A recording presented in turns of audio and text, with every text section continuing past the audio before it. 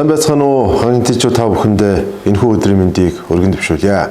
2020 оны 12 сарын 3-ны өдөр аймгийн иргэдийн төлөөлөгчдийн хурлын 2 дугаар хуралдаан хуралдаж Хинтээ аймгийн засаг даргын үйл ажиллагааны мөрийн хөтөлбөр мөн 2021 оны Хинтээ аймгийнхаа төсвийг баталсан.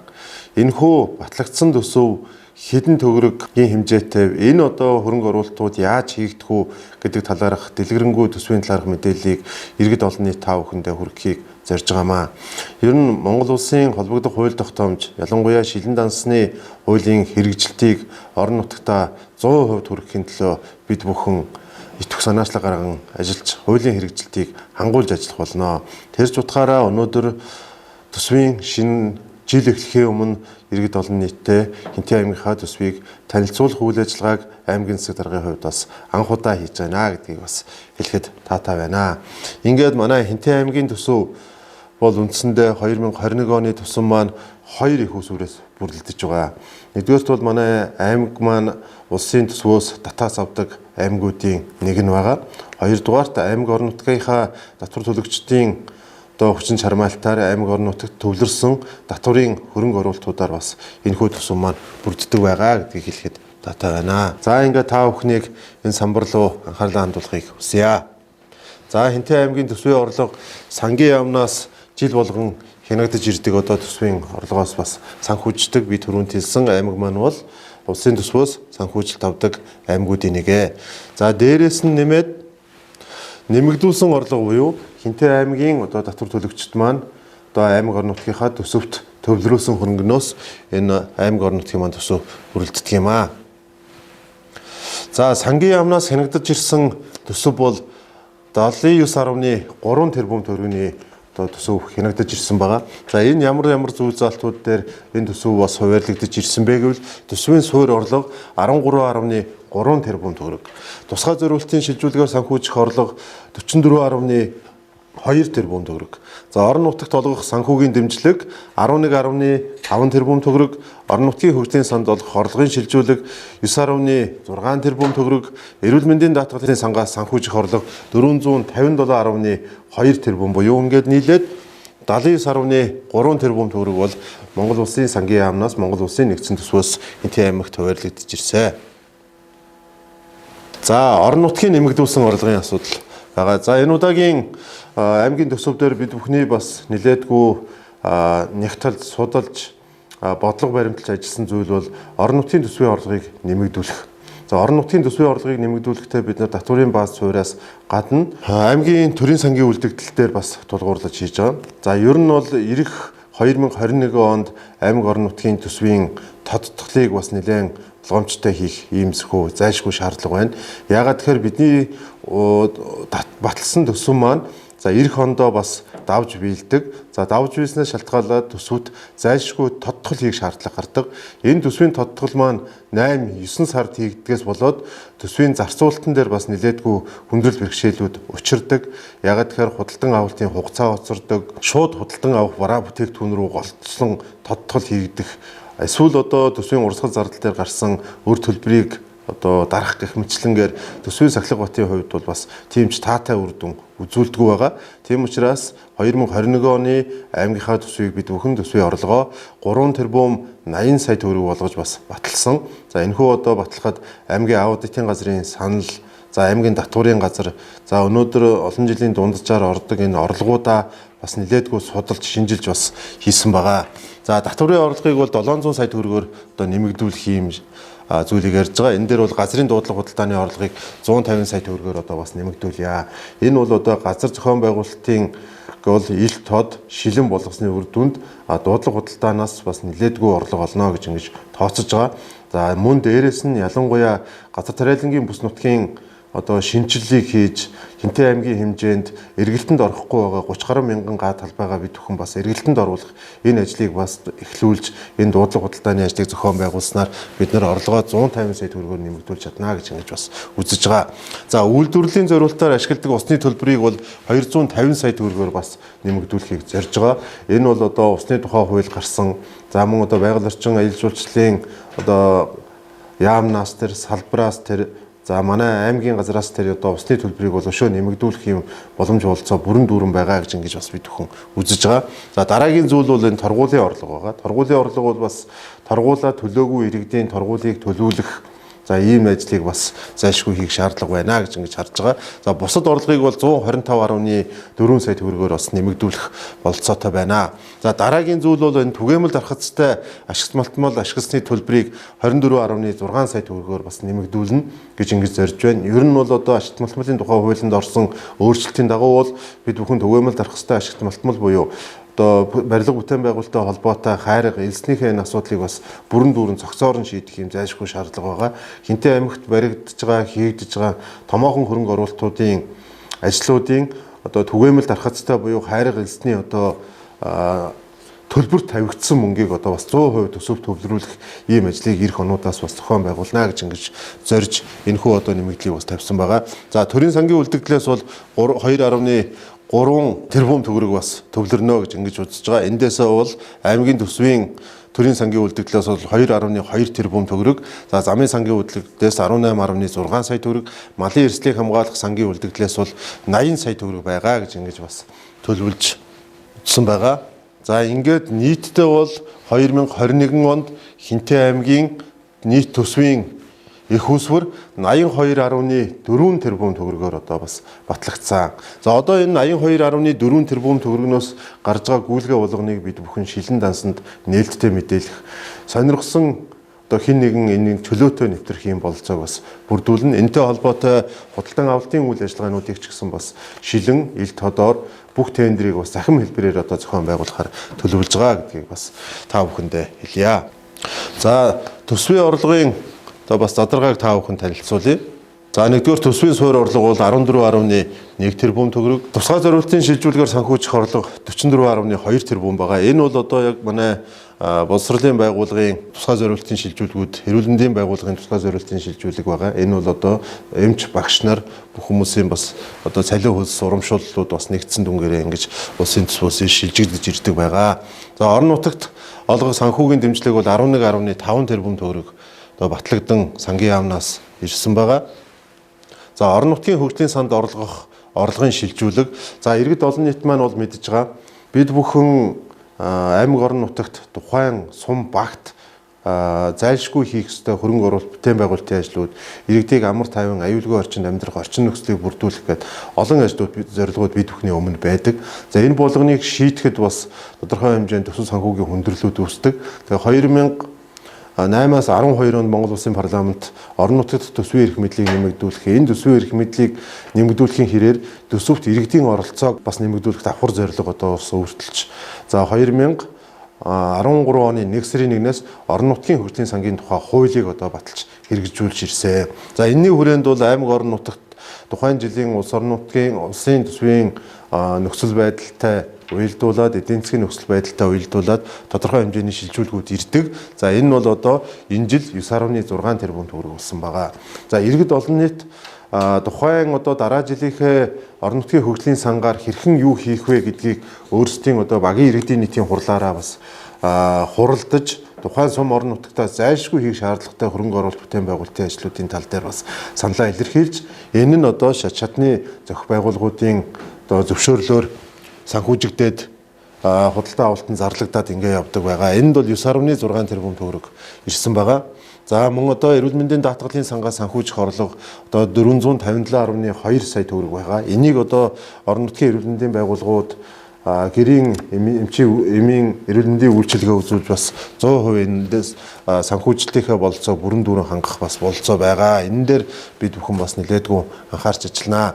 За би түрүүнд хэлсэн аймгийн төрийн сангийн үлдэгдлээс санхүүжих нь 2 тэрбум 380.6 сая төгрөг. Ингээ үндсэндээ Хинтээ аймгийн төсвийн орлого бол ингээд 82.4 тэрбум төгрөг болж, энэ нь улсын төсвийн төвлөрсөн төсвөөс ирж байгаа сангийн яамны хянагдаж ирсэн төсвийн орлого, мөн одоо орон нутгийн татвар төлөгчдийн мөнгөөр одоо татварын санд хоримтлагдсан нэмэгдүүлсэн орлого гээд үндсэндээ 82.4 тэрбум төгрөгөөр Хинтээ аймгийн одоо санхүүжилт батлагдсан. За төсөв бол нэг талдаа төсвийн орлого, нөгөө талдаа төсвийн зарлага байж ах хэвээр. Тэгээ манай төсвийн орлого зарлага бол одоо бас нийлж явах хэвээр. Хэрвээ орлогоосоо илүү зарлага байх юм бол Хинтээ аймаг төсвийн хувьд бас боломжгүй одоо төсвийн үлдэгдэл өөр үүсэх юм одоо бас эрсдэлтэй. Одоо төсвийн зарлагын тал дээр бас та бүхэнд товчхон танилцуулъя гэж ингэж бодож байна. За төсвийн зарлага маань бол орон нутгийн төсвийн суур зарлага, орон нутгийн хөгжлийн сангаас санхүүжих зарлага, за тусгай зориултын шилжүүлгээр санхүүжих зарлага, эрүүл мэндийн даатгалын сангаас санхүүжих зарлага гэсэн үндсэндээ ийм дөрвөн одоо зарлагыг, төрлийн зарлагыг бас орон нутгийн төсвөөс бид бүхэн шийддэг. За орон нутгийн төсвийн зарлага дээр 28.1 тэрбум төгрөгөөр энэ орон нутгийн одоо төсвөөс зайлшгүй санхүүжих ёстой 23 байгууллага аж ахуйн нэгжүүд бас байдаг. За эндээс аймгийн иргэдийн төлөөлөгчдийн хурлын үйл ажиллагааны зардал байгаа. Энэ дээр бол одоо та бүхний төлөөлөгчөөр сонгосон 39 хүний үйл ажиллагааг хэвээ явуулах, аймгийн иргэдийн төлөөлөгчдийн хурлын байгууллага маань өөрөө хэвийн үйл ажиллагаа явуулах зорилгодож 588.5 сая төгрөг бас төсөвлөгдсөн байна. За дараагийнх нь бол 1.9 тэрбум төгрөгөөр бол аймгийн засаг даргын тамгын газрын үйл ажиллагаа хэвээ явуулах энэ нөхцөл бололцоог бид бүхэн бүрдүүлж өгч байна. 18 сумын иргэдийн төлөөлөгчдийн хурлын үйл ажиллагаанд 1 тэрбум 53 сая төгрөг байгаа. Ер нь нутгийн өрөө удирдах ёсны байгууллага Монгол улсад хөгжөөд 27 жил болж байна. Энэ 27 жилийн үйл ажиллагааг бид бүхэн эх 4 жил өшөө агцтай байх, иргэд олон нийт рүүгээ нутгийн өрөө удирдах ёсны байгууллагын үйл ажиллагаа өшөө идэвхжиж байх ийм одоо бололцоог бүрдүүлэхийн төлөө ажиллана. За яг өнөөдөр бол улсын хурлаар Монгол улсын засаг захиргааны нутаг дэвсгэрийг нэгж түүний удирдлагын тухай хууль хэлэлцэгдэж байна. Энэ хууль маань энэ ондоо багтаж батлагдсны ард дээр энэ нутгийн захиргааны нутгийн өөрөө удирдах ёсны байгууллагуудын маань үйл ажиллагаа бас нэлээдгүй олон зүйлүүд дээр шинжил гарнаа гэж ингэж бас ойлгож байгаа. За дараагийнх нь бол Сумдын засаг даргын тамгын газар. За энэ тамгын газарт ажиллаж байгаа төрийн албан хаагчдын одоо төрийн үйлчилгээг хүртээмжтэй үйлчилгээ үзүүлэх, төрийн албаны баталгаа бүх зүйлүүдийг бол энэ 8 тэрбум 24 сая төгрөгөөр одоо бас хангах бололцоотой гэж ингэж бас үзэж байна. За дараагийнх бол орон нутгийн өмчийн газар бол орон нутгийн төсвөөс санхүүжигдээд явдаг. За орон нутгийн өмчийн газар бол төрийн одоо өмчийн үйл ажиллагааг хэвийн байлгах, хадгалалт, хамгаалалт, арчлалт одоо актлах гэл бүхэл зүйлүүдийг бас хянжаадаг. Мөн дээрээс нь энэ төрийн худалдаа авах үйл ажиллагааг бас зохион байгуулдаг ийм чухал үүрэгтэй байгууллага байгаа. Энд бол 167.7 сая төгрөгийг бас эх оны төсөв дээр тусгаж өгсөн байна. За дараагийнх бол санхүү хяналт аудитын алба гэж байдаг. Энэ бол одоо төсвийн сахилга батыг сайжруулах, төсвийн гүйлгээ зарлага одоо бүхэл зүйлүүдээр бас нарийн нягт шалгалтуудыг төлөвлөгөө шалгалтуудыг хийж идэг ийм байгууллага байгаа. За энэ дээр бол эх 2021 оны төсөв нь 129.6 сая төгрөгийн одоо санхүүжилтийг бид бүхэн орон нутгийн төсвөөсөө санхүүжүүлж өгнө. За дараагийн зүйл бол байгаль орчин аялал жуулчлалын газар. Байгаль орчин аялал жуулчлалын газрын төсвийг бол 2020 оноос эхлээд орон нутгийн төсвөөсөө санхүүжүүлдэг болсон байгаа. За энэ дээр 815.7 сая төгрөг байгаа. Ташрын дуулахад бол манай байгаль орчин аялал жуулчлалын газар ерөнхийдөө байгаль орчны чиглэлээр үйл ажиллагаа явуулж байгаа цаг уур байгаль орчин аялал жуулчлалын газар, хэрлэн голын сав газрууд маань бол нэгдсэн одоо офистай одоо байгууллагатай болж байгаа.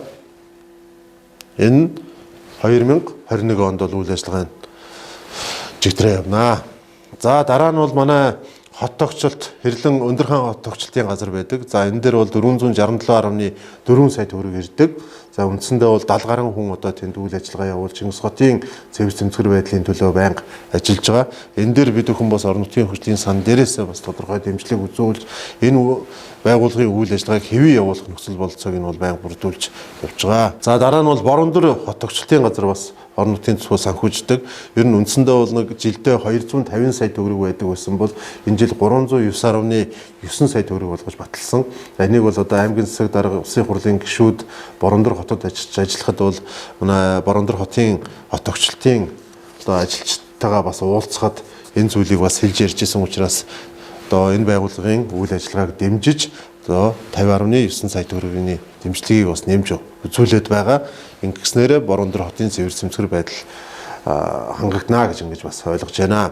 За дараагийн нэг зүйл бол манай Хинтээ аймагт үндсэндээ бол 4 одоо ой ангиуд байдаг. За эндээс яг аймгийн төсвөө санхүүждэг нь өмнө дэлгэр Батчирэт Бэндэр сумдын ой ангиуд аймгийн төсвөө санхүүждэг. Цэнхэр мандал сумын ой анги бол Цэнхэр мандал сумынхаа сумын төсвөөсөө санхүүжээд явдаг юм байгаа. За энэ дээр сумдын соёлын төвүүдийн үйл ажиллагааг орон нутгийн төсвөөс санхүүжүүлдэг болсон. За эндээс бол одоо манай бүх сум суурин газрын соёлын төвүүдэд 2.8 тэрбум төгрөгийн хөрөнгө оруулалт хуваарлагдсан. За мөн дагаад соёлын төвүүд маань өөрсдийн орлогоо соёлын төвийнхөө үйл ажиллагаанд зарцуулах ийм бололцоо бас бүрдэж байгаа. Тэгэхээр соёлын төвүүд маань өөрсдийнхөө нөөц бололцоог дайчилж иргэд олон нийтэд соёл урлагийн болон соён гэгэрүүлэх үйл ажиллагаа явуулахаас гадна бас орлого олох бололцоог бас бүрдүүлж өгсөн байгаа. Хуучин бол энэ орлого аймгийн төсөв, улсын төсөв рүү явдаг байсан бол өнөөдрөөс эхлээд бас орон нутаг өөрсдөө соёлын төв маань өөрөө өөртөө санхүүжүүлэх нөхцөл бололцоо бүрдсэн. За орон нутгийн судлах музей байгаа. За үндсэндээ манай аймаг бол орон нутгийн судлах музей, Цэцэн хааны музей гэсэн хоёр салбартай үйл ажиллагаа явуулж байгаа. За 2020 оны улсын төсвийн хөрөнгө оруулалтаар манай Хинтээ аймаг бол маш одоо сайхан музейтэй болж байгаа. Энэ музей хэвийн үйл ажиллагааг явуулахад шаардлагатай байгаа зөвхөн ажилчдын цалин хөлсөнд нийгмийн даатгалтай холбоотой 197.6 сая төгрөг бас батлагдаад одоо хэрэгжиж эхэлнэ. За дараагийн бас соёлын үйлчилгээ үзүүлдэг номын сан. За номын сангийн үйл ажиллагааг хэвээ явуулахад 133.5 тэрбум сая төгрөг одоо бас хуваарлагдсан байна. За хан хинтий чуулгын барил. Хан хинтий чуулгын одоо барилга маань бол одоо баригдаж ирснээс хойш 9 жил болж байна. За энэ одоо 2020 оны 12 сарын 25-нд бид бүхэн хүлээлгэж өгөх тохиролцоог гүйцэтгэгч компанитай хийсэн боловч сар дахлын улмаас бас ажлын эрч хүч нэлээдгүй буурсан байна. За ингээд энэ сар дахлын одоо хөл хорой энэ хил гайлын худалдаа хэвийн болвол энэ одоо чуулгын барилгын маань барилгын үйл ажиллагаа хэвээ явагдаж бид бүхэн одоо эхний улиралдаа багтааж нээж үйл ажиллагааг нэхнүүлнэ гэсэн юм зорилготой байгаа. За тэгээд энэ хан хинтий чуулгын барилгын үйл ажиллагаа за хан хинтий чуулгын уран бүтээлчдийн одоо цалин хөлсгөд 1.2 тэрбум төгрөгийн хөрөнгө оруулалт 2021 оны төсөв дээр бас туссан байна. За Ахмадын хороо 89.8 сая төгрөг байгаа. Үндсэндээ бол бид бүхэн орон нутгийн одоо төсвөөр Ахмадын байгууллагын үйл ажиллагааг одоо хэвээ явуулах энэ бүхий л нөхцөл бололцоог хангах зорилгоор 30 сая төгрөгөөр бас төсвийг нэмэгдүүлсэн байгаа. Энэ дээр бол одоо бүх сумдын Ахмадын хорооны даргын урамшууллаас ахуулаад аймгийн Ахмадын байрны үйл ажиллагааг хэвээ явуулах ийм л одоо нөхцөл бололцоог бүрдүүлж байгаа. Ер нь бол залуу халуунаас хан хинтийн нутгийн хөгжил-сэтгэлийн төлөө, Монгол улсынхаа хөгжил-сэтгэлийн төлөө зориулж явсан энэ ахмадуудынхаа байгууллагын үйл ажиллагааг хэвээ явуулах энэ одоо нөхцөл бололцоог бүрдүүлэх зайлшгүй шаардлагатай гэж ингэж үзэж байгаа. Тийм ч учраас аймгийн засаг даргын хувьд аймгийн Ахмадын баярын арга хэмжээндээр хэлсэн аймгийн төсвийн 178 одоо төрийн байгууллагууд Ахмадын сантай болох үйл ажиллагааг бол одоо зайлшгүй хийх ёстой шүү гэдэг ийм чиглэлийг бас өгсөн байгаа. Ингэснээрээ бол харьяалтай энэ Ахмадууд маань одоо Ахмадын сангийнхаа одоо хуулийн заасны дагуу энэ хуваарлагдсан тодорхой хөрөнгийг өөрсдийнхөө одоо үйл ажиллагаанд зарцуулах ийм бололцоо бүрдэж байгаа гэдгийг бас нэмж хэлэхэд таатай байна. Орон нутгийн замын сан бас энэ төсөв тариалагдж байгаа. За аймгийн одоо орон нутгийн замын сан бол 344.4 сая төгрөгөөр одоо энэ жил төсөвлөгдсөн. За энэхүү 344.4 сая төгрөгийг бид нэр 7 төсөл арга хэмжээндээр бас зарцуулахаар төлөвлөсөн. За энэ 7 төсөв арга хэмжээндээр бол одоо 3 дугаар багийн автозам явган замуудын шинээр тавих байгаа. Энэ бол одоо татварын хэлтсийн уртлын зам буюу одоо залуучуудын гудамж, за хойшоо Цэцэн хааны гудамжийг бас янзлахаар төлөвлөсөн. Дээрээс нь одоо Чингис хотын замын нөхөөс замын тэмдэглэгээ гэрлэн дохиог бас сайжруулах. За 2 дугаар багийн замын уулзварыг засварлах. За Цэнхэр мандал сумын төвөөс одоо мягны зам хүртэлх энэ замын бас засварын асуудал дээр 17.8 сая төгрөг. За эрчмийн уулзвараас 4 дугаар багийн ахуй үйлчлэгээний замын уулзвар хүртэлх явган зам гэрэлтүүлгийн ажлыг бас ингэж төлөвлөсөн. За аймгийн төвийн одоо бас засварын ажлыг та бүхэн мэдж байгаа. Өнгөрсөн намар бол одоо 8 сарын энэх бороо уснаас болж аймгийн төв дээр маш их хэмжээний зам эвдэрсэн. Эндээс болоод олон хүнд бас одоо бас төвөгтэй нөхцөл байдал үүсч байсан. Энийг одоо бид нэр засаж залруулахын тулд одоо 80 сая төгрөг төлөвлөөд шилж хөрөнгө оруулалтаар 80 сая төгрөг. За мөн одоо 100-ын Баянголын гүүр байгуулах Бачрээд сумын энэ үйл ажиллагааг дэмжиж одоо 30 сая төгрөг тавьснаас 18.6 сая төгрөг нь бол одоо эх онд шилжиж байхаар ингэж зохицуулагдсан байна. Эх оны төсөв дээр зуусан байна гэдгийг бас хэлье. За мөн одоо орон нутгийн төсөв дээр энэ халамжийн сан байгаа 133.5 сая төгрөгийн одоо сан байна. Энэ дээр бол олон нийтийн оролцоонд түшиглсэн халамжийн үйлчилгээг 26.2 сая төгрөг. За мөн амжиргааг дэмжих мөнгөн тэтгэмжээр 107.3 одоо сая төгрөгийн төсөв суудагдсан байгаа. Энэ бол одоо холбогдох хууль тогтоомжийн дагуу шийдвэрлэгдээд явдаг, зарцуулагдаад явдаг юм зүйл байгаа. За мөн одоо аймгийн төсөв дээр гамшигын эрсдлийг бууруулах сан гэж байдаг. За энэ дээр бол одоо аймгийнхаа төсвийн одоо 1% одоо зайлшгүй тавих юм хөөцлөгдсөн.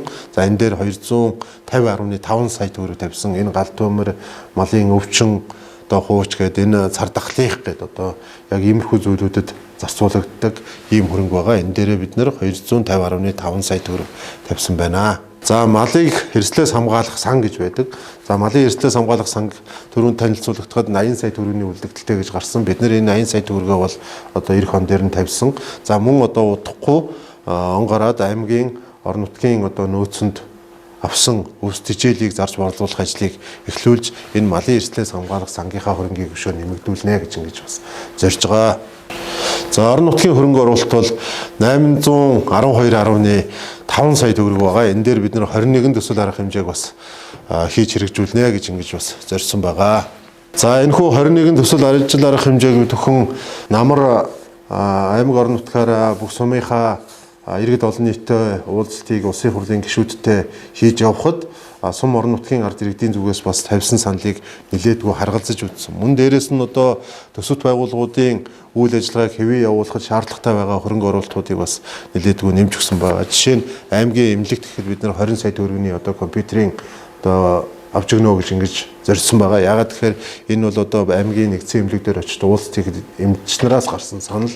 Дээрэс нь өнгөрсөн одоо жил 2020 онд хүн аймгийн нэгдсэн эмнэлгийг 3 дахь шатлын эмнэлгүүтээ телемедицинээр эмнэлэг болгож холбох. Дээрээс нь аймгийн нэгдсэн эмнэлгийн үйл ажиллагааг бас шуурхай байх, онлайн байх, захин байх ийм нөхцөл бололцоог бүрдүүлж 100 гаруй сая төгрөгийн хөрөнгө оруулалтууд хийгдсэн. За энэхүү хөрөнгө оруулалтуудынхаа үр шимийг үзэхэд бас зайлшгүй одоо компьютерийн хамгийн сүүлийн үеийн хүчин чадалтай компьютеруудаар хангах ийм одоо шаардлага байгаа учраас бид нар аймгийн нэгдсэн эмнэлэг дээр компьютер тавьсан байх жишээтэй байгаамаа. За ийм 25 төсөл арга хэмжээг бас одоо эх 2021 онд хэрэгжүүлэхээр бид бүхэн зорж байна гэдгийг бас та бүхэнд хэлье. За мөн аймгийн засаг даргын үйл ажиллагааны мөрийн хөтөлбөр хэрэгжүүлэх зардал бол 520 сая төгрөг байгаа.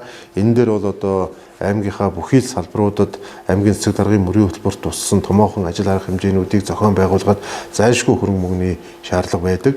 Энэхүү одоо төсөл арга хэмжээнүүдийг хэрэгжүүлэхэд бол 520 сая төгрөгийн бас төсвийг одоо зориулахаар тавьсан байгаа. За мөн тусгай зориултын шилжүүлгийн байгууллагуудын тогтмол зардал бол 7 тэрбум 12 одоо сая төгрөг байгаа. 7.2 тэрбум төгрөг байгаа. За энэ бол одоо тусгай зориултын шилжүүлгийн байгууллагууд буюу эрүүл мэндийн байгууллага, боловсролын байгууллагуудын одоо халаалт, цэвэр ус, бохир, дулаан, захилгаан гэсэн энэ төлбөрүүдийг төлдөг ийм одоо хөрөнгө байгаа гэдгийг бас хэлье. За төвлөрсөн арга хэмжээний зардал 318.6 сая төгрөг байгаа. Энэ бол бас нэлээдгүй одоо бас жин дарж байгаа ийм зардал байгаа. За эндээс бол одоо хавар болгон өнгөрсөн хавар Чингис хотын ард иргэдийн махны одоо хэрэгцээг хаврын улиралд бас үнийн хөөрөгдлөөс хамгаалах зорилгоор одоо бас төсөл хэрэгжүүлжсэн. Энэ төслийн арга хэмжээнд бид хүн үргэлжлүүлээд бас 50 сая төгрөгийг одоо төсөвлөж энэ 318.6 сая төгрөгэнд бас төвлөрч байгаамаа. За төвлөрсөн арга хэмжээний зардал дээр энэ 166.1 сая төгрөг нь энэ дотор бас багтаж байгаа. Энэ нь юу гэхээр манай аймгийн цэвэрлэх байгууламжийн бас тодорхой зардалт бас санхүүжигдээд явдаг. За мөн дээрээс нь бид нэр улаан загалмайн хорооныхоо үйл ажиллагааг дэмжих зорилгоор 30 сая төгрөг тавьж байгаа. Ер нь бол одоо улаан загалмайн өөрийн үндсэн үйл ажиллагаа бол өстой нөгөө монголчуудын хэлдгээр твдэж явхад тэнхлүү явхад хэмээгээр туснаас твдэж явхад хэвнэр туслаа гэсэн үгийн одоо л бас илэрхийлэл байдаг.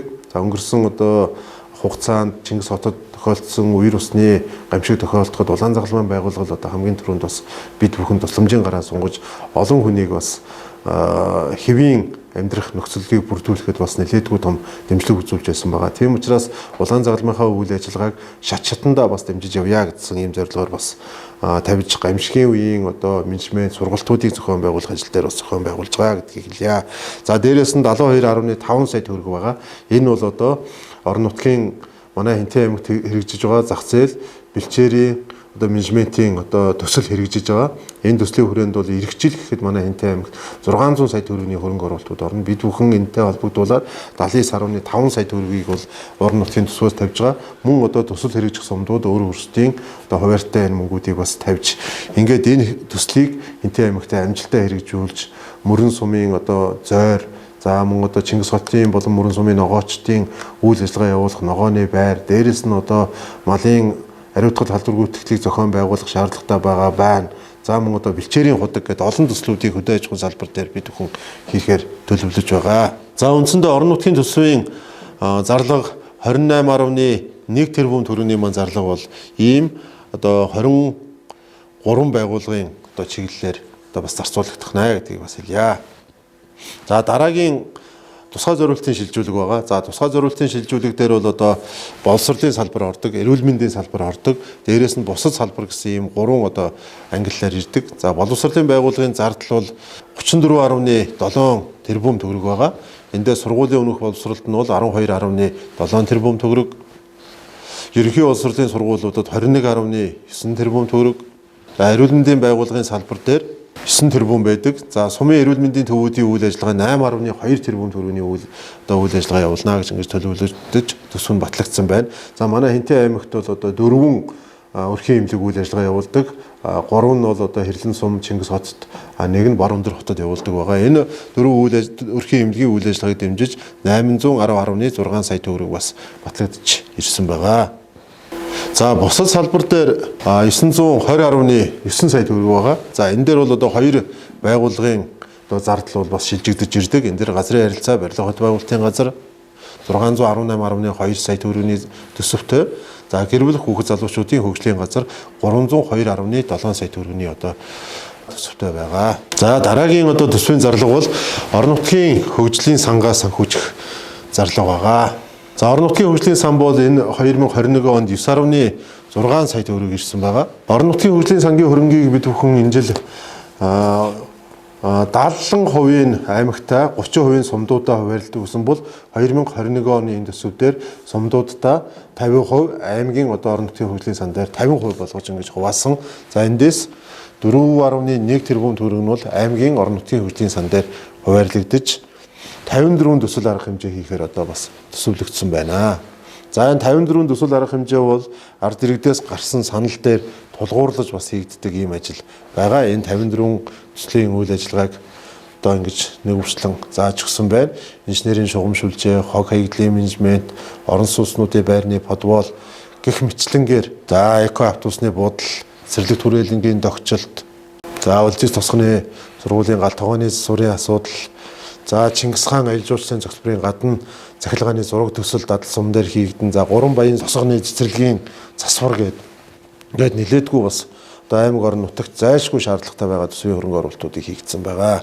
За энэ дээр бас шилжих хөрөнгө оруулалтууд байгаа. Энэ дээр бол одоо шилжих хөрөнгө оруулалтууд 1.5 тэрбум төгрөгийн шилжих хөрөнгө оруулалтууд байгаа. Энэ дээр бол Чингис хотын 42 цэгт одоо суйрлуулах камерын ажлыг үргэлжил, Хэрлэн сумын 1-р баг дээр одоо хүнд гаруулан хийдийн зүүн талд хийгдэж байгаа аялал жуулчлалын гудамжны засвар, за багуудын гэр хорооллын одоо жишг гудамж бий болох ажил, за Норовлон сумын халуун ус, Хэрлэн сумын халуун ус гэх мэтлэнгийн 17 одоо төсөл арга хэмжээнүүдийг бид бүхэн үргэлжлүүлж одоо санхүүжүүлж одоо дуусгана гэсэн ийм зорилготой байгаа. Ингээд орон нутгийн хөгжлийн сан дээр бид бүхэн 2020 оны төсөв дээрээс ингэж шилжигдэж ирж байгаа 1.5 тэрбум төгрөгийн асуудлыг ингээд шийдснээр 22 он дээр бол орон нутгийн хөгжлийн сан дээр ямар нэгэн шилжиж хөдөлгөөн байхгүй байхаар ингэж зохион байгуулж байгаа. Ингэснээрээ бол төсвийн сахилга төвшөө сайжирна. Бид бүхэн төсвийн хөрөнгө оруулалтуудыг өшөө үр дүнтэй зүйлүүд рүүгээ зарцуулах ийм зүйлүүд рүүгээ бас шилжиж байгаа гэдгийг бас хэлье. Одоо сумдын орон нутгийн хөгжлийн сан байгаа. Сумдын орон нутгийн хөгжлийн сан дээр 4.6 тэрбум төгрөгийг одоо бүх сумдуудаа тосгод сумдууд руугаа бас хуваарлагдсан байгаа. Энэхүүд одоо 4.6 тэрбум төгрөгөөр хэрхэн юу хийх вэ гэдгээ бол одоо сумын иргэд маань багийн иргэдийн нийтийн хурлаараа бас төлөвлөгдөж бүх сумдууд дээр маань энэ ажлууд бас зохион байгуулагдаад өнөөдөр та бүхний өгсөн саналын дагуу хийгдэх хөрөнгө оруулалт бүтээн байгуулалтын ажлуудын төсөв хөрөнгө оруулалт нь бас шийдэгдсэн байгаа гэдгийг бас хэлэхэд таатай байна. За мөн орон нутгийн хөгжлийн одоо сангаас суурь зарлагад 837.4 сая төгрөгийн бас санхүүжилтийг бас шийдвэрлэж ингэж ажиллаж байна. Дараагийн зүйл бол энэ орон нутгийн эрүүл мэндийн даатгалын сангаас санхүүжих зарлага байгаа. За улсын төсвөөс бол 457.2 сая төгрөг бас хуваарлагдаж ирсэн. Энийг одоо эрүүл мэндийн байгууллагууд маань иргэд олон нийтэд эрүүл мэндийн тусламж үйлчилгээг зохих дүрм журмын дагуу үзүүлж эрүүл мэндийн даатгалын сангаас энэхүү одоо зардлыг авч үйл ажиллагаанд зарцуулах боломжтой байгаа гэдгийг бас хэлье. За ингээд та бүхэндээ 2021 оны Хинтээ аймгийнхаа төсвийн орлого, зарлага, за мөн одоо ямар байгууллагууд дээр ямархуу үйл ажиллагаанууд дээр хэдэн төгрөг одоо тавигдсан бэ гэдгийг бас тодорхой танилцуулахыг хичээлээ.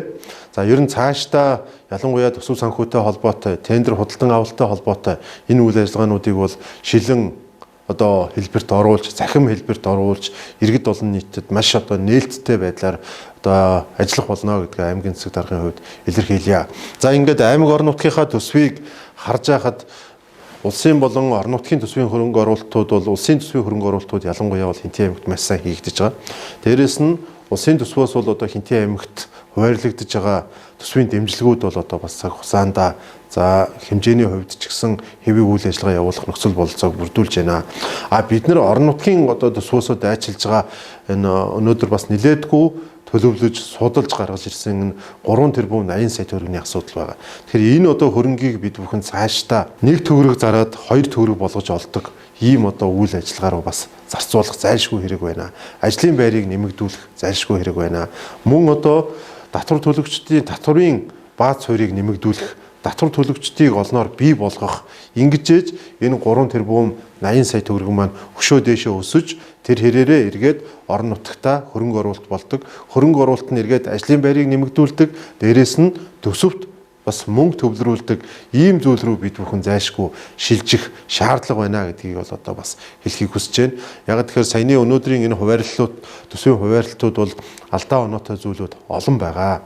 Бид бүхэн энэ дээрээ бас нэлээдгүй анализуудыг хийж байгаа. Төсөв дээр 2022 оны төсвөөс эхлээд аймаг орон нутгата бид бүхэн одоо хөрөнгө оруулалтууд хийгдэхээс гадна орлого олдог, ажлын байр нэмэгдүүлдэг энэ салбар руугаа бас энэ татвар төлөгчдийн одоо төлсөн мөнгийг, хөрөнгийг тийш нь одоо бас шилжүүлэхээсаа гэж ингэж бас зорж байгаа. Ингээд саяны төсөв дээрээс та бүхэн харахад аймгийн одоо төсвийн одоо өөрсдийнхөө бүрдүүлж байгаа 3 тэрбум 80 сая төгрөгийн маань бараг 2 тэрбум төгрөг нь бол зөвхөн урсгал зардал бүх зүйлүүд рүү бас ингээд шилжигдэх ийм магадлал байна. Дүр зураг анзаарагдаж байгаа. Тийм учраас бид бүхэн дараагийн төсөв дээрээ энэ урсгал зардлаа бууруулах. Дээрээс нь одоо хөрөнгө олдог, ажлын байр бий болгодог, татвар төлдөг энэ салбар руугаа бас аймаг орон нутгийнхаа төсвийг бас нэлээдгүй зүйлийг зарцуулдаг ийм одоо төсвөр орно гэсэн ийм зорилго байгаа гэдгийг бас хэлье. Ингээд та бүхэндээ сайн сайхныг хүсэн өрөөе. Татвар төлөгчдийн хөрөнгөөс бүрдэж байгаа энэ аймаг орон нутгийнхаа төсвийн хөрөнгө оруулалтуудыг чанартай байлгахын төлөө энэ одоо татвар төлөгчдийн хөрөнгөөр цалинжиж төрийн үйлчилгээ үзүүлж байгаа төрийн албан хаагчдын ёс зүй харьцаа хандлагын асуудал, шударга байдлын асуудал, хүнийг алагчилдаггүй, ялгадаггүй төрийн үйлчилгээг цаг тухайд нь чанартай хүргэдэг байлгахын төлөө зориулж байгаа энэ хөрөнгийг бид бүхэн жинхэнэ зориултын дагуу одоо иргэд олон нийтэд төрийн чанартай үйлчилгээ, зайлшгүй шаардлагатай байгаа хөрөнгө оруулалт бүтээн байгуулалтын ажлуудаас гадна тухайн аймаг орон нутгаас ажлын байрыг одоо бас нэлээдгүй бий болгоод тэр хөрөнгө оруулалтуудаараас Хинтээ аймгаас ажиллах хүчнээ авдаг. Мөн одоо цалин бүх зүйлээ төлсний ард дээр улсын комисс энэ одоо хөрөнгө оруулалт бүтээн байгуулалтын ажлуудыг хүлээж авдаг гэх мэтлэнгийн одоо иргэд олон нийтээс аймгийн засаг даргын хувьд бас тавьж исэн энэ олон саналуудыг, хүсэлтүүдийг бас бид бүхэн үйл ажиллагаандаа тодорхой хэмжээгээр тусгаж шийдвэрлэхийн төлөө байх болно гэдгээ бас хэлье. Ингээд та бүхэндээ сайн сайхныг хүсэн өрөөе. Баярлалаа.